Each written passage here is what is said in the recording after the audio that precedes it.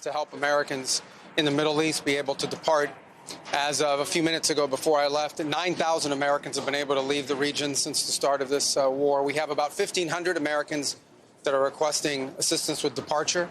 We have identified and continue to identify charter flights, military flight options, and expanded commercial flight options, meaning working with the airlines to send bigger airplanes with more seats, and the combination of those three things.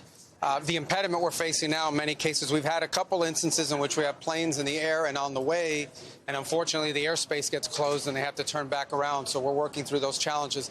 Here's the message I want to deliver Americans who are in the Middle East and in need of assistance. It is very important, and I ask this of the networks as well, it is important for you to please put both the website and the phone numbers on your screens, because we need people, we need to know where you are. We need to have contact information for Americans that need assistance. They have to register with us, because as these options begin to open up, and as they open up, we have to be able to call you, we have to be able to reach you, we have to be able to know where you're staying so we can get this information to you and coordinate appropriately. And it'll be a variety of methods: charter flights, military flights and transports, expanded commercial opportunities, and in some cases land routes that will allow them to go to neighboring countries who might have open airports at that point. So it's a lot of different things here that need to happen in order to move people, but it all starts by knowing that you're there.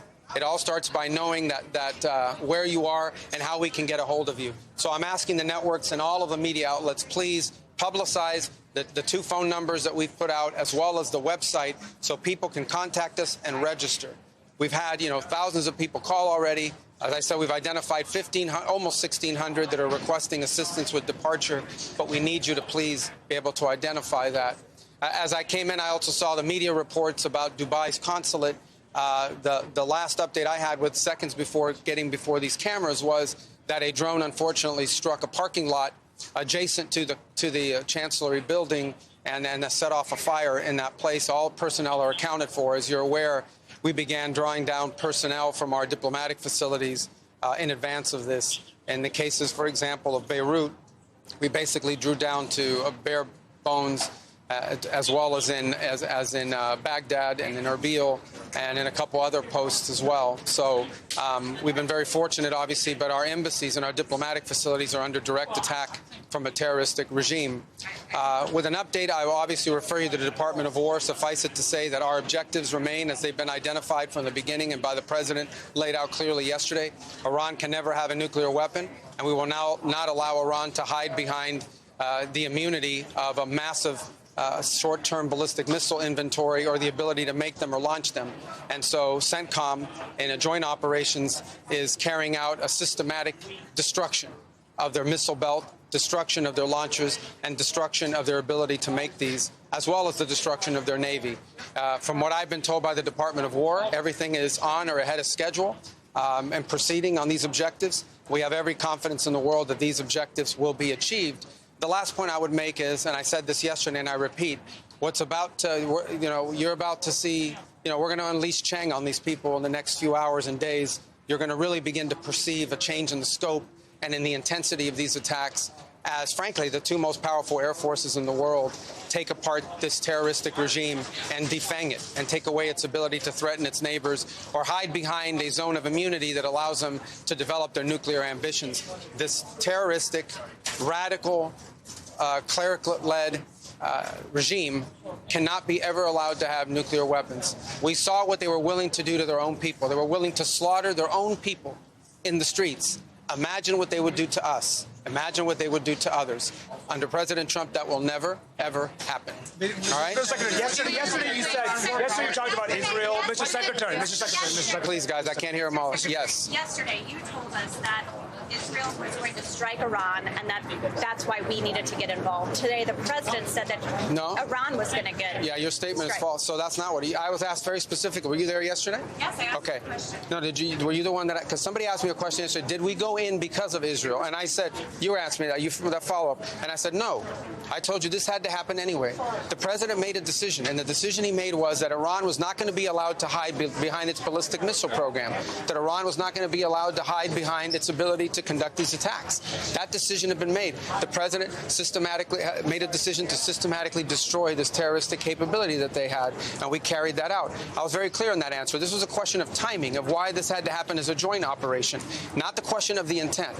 Once the president made a decision that negotiations were not going to work, that they were playing us on the negotiations, and that this was a threat that was untenable, the decision was made to strike them. That's what I said yesterday, and you guys need to play it. And if you're going to play these statements, you need to play the whole statement, not clip it to reach a narrative that you want to do, all right? This is your statement. This is your statement, Mr. Secretary. Go ahead. What do you make of the war powers resolution that's being considered here in Congress? I mean, the Congress votes on those. They can if they want. There's mechanisms for it. We've complied with the War Powers Act, even though we believe it's unconstitutional, as has every other administration.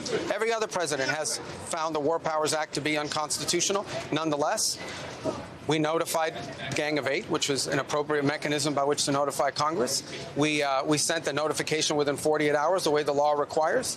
I'm here today to have, I don't know, my 6th or 7th briefing before the entirety of the House and Senate, which is far more than I ever got from any administration in the time that I was here, certainly when I was a member of the Gang of Eight. And so we've over-complied with the law and what it requires. This is an action by the president to address a real threat. A real threat. This is hostilities designed to eliminate a threat to the safety and the security of the United States and to our allies. Was there a plan in place to evacuate Americans before the attack took place? Well, that's the plan we're trying to carry out. The problem is, or the challenge we are facing, is airspace closures. If a country closes their airport, for example, in some cases the airports have been hit. So the airport in Kuwait was hit. So if an airport's been attacked or the airspace is closed, then we can have the planes lined up to go, but we can't get them to land because we don't have the permissions to land there. So that's the challenge. But rest assured, we are confident that we are going to be able to assist every American. As I told you right now, we have about a little over 1,500, maybe closer to 1,600 Americans requesting assistance. And we know that we're going to be able to help them. It's going to take a little time because we don't control the airspace closures.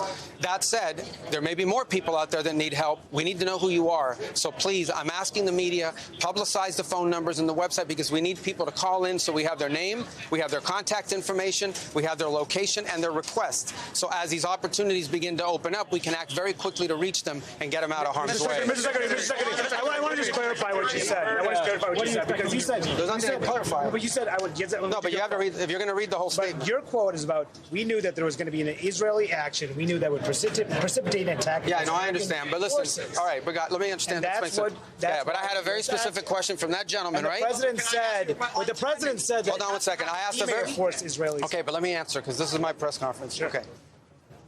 You asked me, I was asked a very specific question, so you guys can misrepresent it, but I was asked a very specific question yesterday. The bottom line is this. The president determined we were not going to get hit first. It's that simple, guys. We are not going to put Americans' troops in harm's way. If you tell the president of the United States that if we don't go first, we're going to have more people killed and more people injured, the president's going to go first. That's what he did. That's what the president will always do. He will always put the safety and security of our men and women in uniform and of all Americans before anything else. He's always going to do that, and that's what he did here. In addition to that, I would argue that this threat from Iran, they are hiding behind these missiles and hiding behind these drones. They wanted to reach a point where you couldn't touch them, and then they could do whatever the hell they wanted with their nuclear program. And there is no way in the world that this terroristic regime was going to get nuclear weapons, not under Donald Trump's watch. So the U.S. attack right. nothing to do with Israel. It had nothing to do with Israel. Go ahead. This operation, there's a general question of why the president gave the green light, and then there's a question of why did it have to happen this weekend? Are you saying it had to happen this weekend because of that Israeli action? No,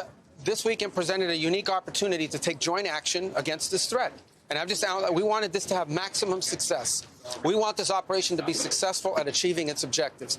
I'll repeat the objectives. The president laid them out yesterday. Iran cannot have a nuclear weapon. It cannot have, and therefore it cannot have the things it was hiding behind to have a nuclear weapons program. What are those things? Number one, we are going to destroy their missiles and their missile launchers. We are going to destroy their capability to make these missiles and these launchers, and we are going to destroy their Navy. Those are the objectives, and this weekend, acting at this time, gave us the highest probability of success in achieving those objectives, and as the Department of War will brief you, we are on or ahead of schedule to do that. So the U.S. attack would have happened no matter what? Would the U.S. attack have happened no matter what Israel is planning to do? The House said Israel was going to act with or without the president the had already made a decision to act on the timing.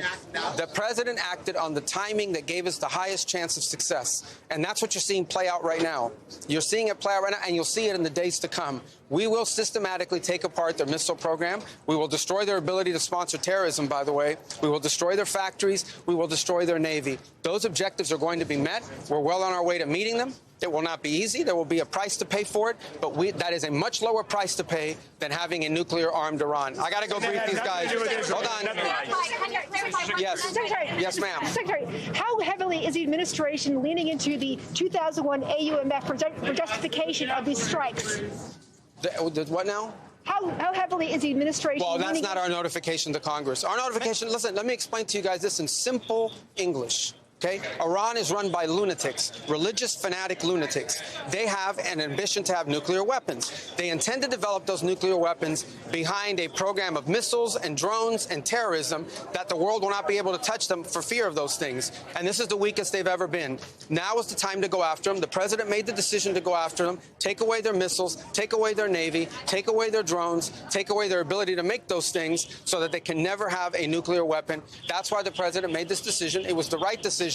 And the world will be a safer place when these radical clerics no longer have access to these weapons. You see how they're using them now. Imagine how they would use them a year from now if they had more of these. All right, I got time for one more. Yeah, go ahead. What exactly was the threat? Several Democrats criticized what you said and argued Yeah, of that course the question is, several Democrats criticize. They're going to always criticize. We've been doing this for years, guys. They come out. I'll tell you right now, they're going to come out after the briefing and say, we didn't hear anything. We have more questions than answers.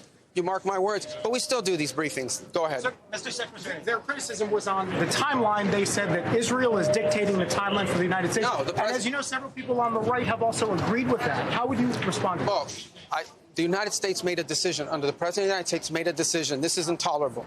Iran cannot have these missiles, cannot have these drones, cannot threaten the world. The president said this is the weakest they've ever been. If we don't hit them now, a year from now, or a year and a half from now, no one will be able to touch them, and they'll be able to do whatever they want. And he made a decision to go. And he made a decision to go in a joint operation because it gave us the highest chance of success. And he made the decision to go first because he concluded that we were not going to get hit first. We were not going to absorb a blow from them. We were going to go first. He was not going to run the risk that they could attack us before we could hit them, because in addition to costing lives, it would undermine the effectiveness of our operation. All right, guys, I got to go. Thank you.